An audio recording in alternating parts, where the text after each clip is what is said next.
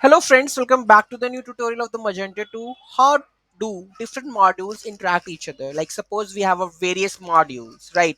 So how they interact each other? So we are going to learn in this video. Those who haven't subscribed my channel yet, please do subscribe my channel. And if you like the video, please do like, share and comment on my video. Let's get started.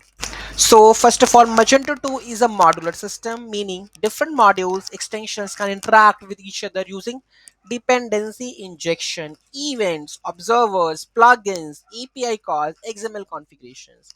This modular approach allows flexibility while keeping modules loosely coupled. So first one, that is dependency injection, constructor injection. Modules interact by injecting dependencies via DI. Magento 2 uses di.xml to define the dependencies. Example, injecting product repository from the another module. Let's say a module A needs to fetch the data from the module B, Magento catalog. So here you can see that we have a custom class. So here what we are trying to do, we are going to fetch by product by ID. Okay, advantage, no direct dependencies on the actual model. If the Magento updates project repository interface, our module will still work. Okay, events on the observer. We are going to learn each and everything in detail, but just it's an overview. What are events on the observer pattern? Modules interact asynchronously using the events. One module dispatches an event, another module listens to it. So module E observes when a product is saved. So dispatch an event in the module B, Magento catalog. So Magento dispatches catalog product save after when the product is saved. So when it dispatch, we are going to listen it, and here you can see step 2, listen to the event in the module A with the help of the register and observer in the events.xml. So event name is what? Catalog product save after.